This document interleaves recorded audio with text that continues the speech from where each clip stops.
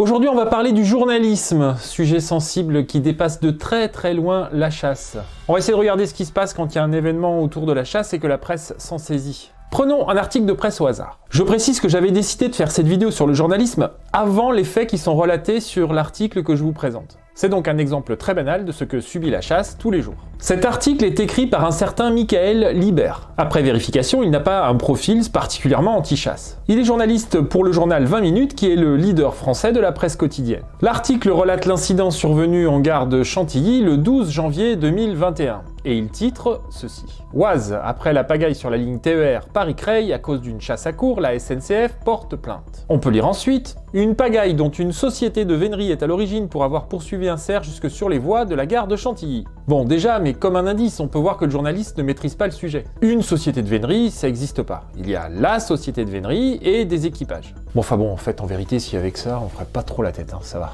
Derrière l'animal et les chiens, suiveurs et chasseurs n'ont pas hésité à pénétrer aussi dans la gare, traversant à leur tour les voies. Dans le même mouvement, les militants de l'association AVA, Abolissons la vénerie aujourd'hui, ont filmé cette scène surréaliste. Ce qui est relaté ici est faux. Bon, on se pose 2 secondes. Sur les 40 chiens qui participaient à la chasse, 32 ont été arrêtés par les veneurs avant la gare. 8 leur ont échappé et 6 seulement ont réussi à pénétrer sur les voies à la suite du cerf. Ce que vous voyez là, ce sont les veneurs qui courent pour tenter de récupérer leurs chiens. La chasse était de fait terminée à la seconde où l'animal s'est réfugié sur le quai. C'est la loi, tout simplement. Quant au groupuscule AVA, ils n'ont pas pu, comme le relate l'article, filmer la scène car ils n'étaient pas là. Pour preuve ce tweet, ils étaient justement en train de les chercher partout pour, sans doute, abreuver le monde de leur vérité de militants. Allez, on continue avec l'article de Michael Libert, journaliste à 20 minutes.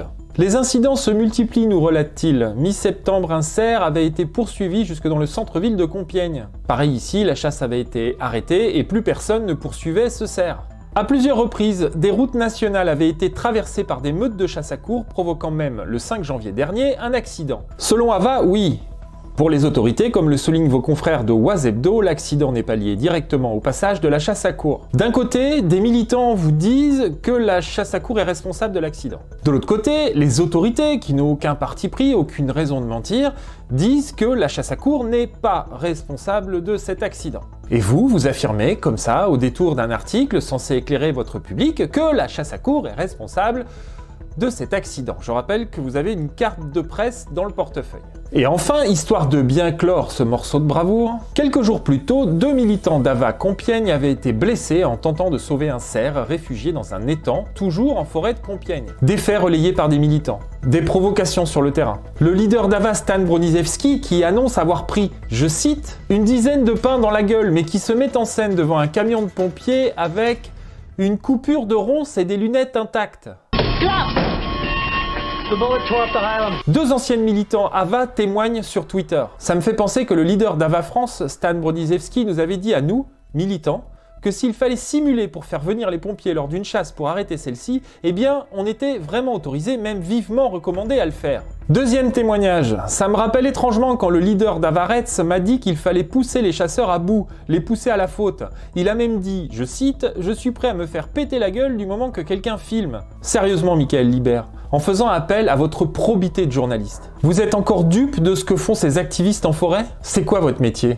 Journaliste ou propagandiste? Bon, j'ai pris cet exemple, mais ils sont légion. Je pense au tabloïd Oise Hebdo qui sévit sur les talons des veneurs en forêt de Compiègne. Et dont la pseudo-journaliste qui traite les sujets chasse, Erika Guillaume, est une anti-chasse convaincue. Je vous mets le lien de son Twitter, ça se passe de commentaires. Une officine de propagande planquée sous les traits d'un journal. Ou encore l'histoire ridicule de la prétendue méconnue chasse à l'épieu, relayée par le Parisien qui ne se rend même pas compte que ça n'existe pas. Qu'achever un animal à l'arme blanche quand il est entouré de chiens est la seule option possible. Oui, si on utilise une arme à feu alors qu'il y a des chiens autour, on va tuer des chiens. Ces actions sont ultra minoritaires, elles se pratiquent lors de chasses en battue par exemple, ou lors de chasses à courre, quand on n'a pas le choix. L'effet recherché par le militant anti-chasse Pierre Rigaud est la sidération du public. C'est ce qu'il a réussi à faire avec la complicité du Parisien. Bon, nous on ne demande pas aux journalistes d'aimer la chasse, chacun a le droit de penser ce qu'il veut. Mais je voudrais quand même leur rappeler leur propre code de déontologie. La charte de Munich a été signée par la Fédération européenne des journalistes le 24 novembre 1971.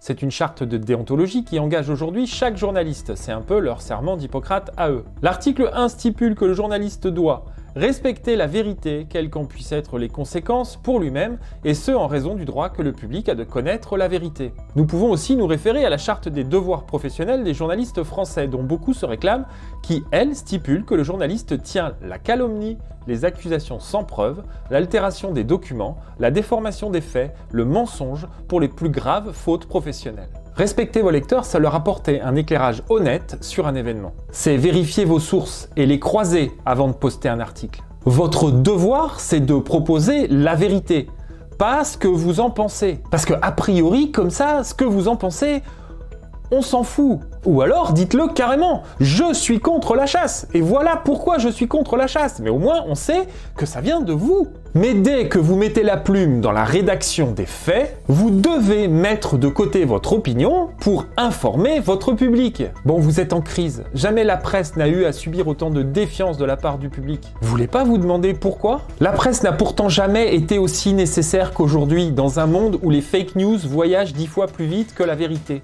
Comment on fait, nous, citoyens, si vous n'êtes que des propagateurs d'idéologie? C'est ça la haute idée que vous vous faites de votre métier? Ah non, je rectifie. De votre mission? Je terminerai en disant que j'ai un profond respect pour le métier de journaliste. Vous êtes des remparts contre la folie et un véritable contre-pouvoir. Mais par pitié, un article, c'est pas un partage Facebook. Bon, parce que là, je m'en rends compte aujourd'hui parce que la chasse, c'est mon domaine. Mais sur l'intégralité des articles qui sont proposés dans une rédaction, dans une année, combien sont rédigés de cette façon? Combien de fois ai-je lu de fausses informations sans le savoir? Si vous écrivez un article sur un sujet que je ne maîtrise pas, en gros, c'est-à-dire la plupart des sujets. Comment je fais pour vous faire confiance au regard de cette multitude de bêtises que vous publiez tous les jours sur la chasse? Au lieu de courir après les buzz, les clics, les polémiques, de relayer des idéologues, de vociférer contre la chasse comme des possédés, informés, nuancés, éclairés, vous remarquerez que je vous demande aucune indulgence là. Je vous demande pas d'édulcorer les faits. Je vous demande d'appliquer votre propre code de déontologie et de faire honneur au formidable métier qui est le vôtre. Voilà, je voudrais remercier les gens qui me soutiennent sur Tipeee ainsi que les clients de la boutique. Et juste un mot avant de vous quitter. Venez me rejoindre sur Twitter. C'est là que la guerre se joue. C'est là que les menteurs mentent. C'est là que la guerre idéologique est la plus forte. On a besoin de vous. J'ai 14 000 abonnés sur YouTube et seulement 2000 followers sur Twitter. On peut faire beaucoup mieux que ça, donc je vous dis à bientôt sur Twitter, sur Terre ou ailleurs.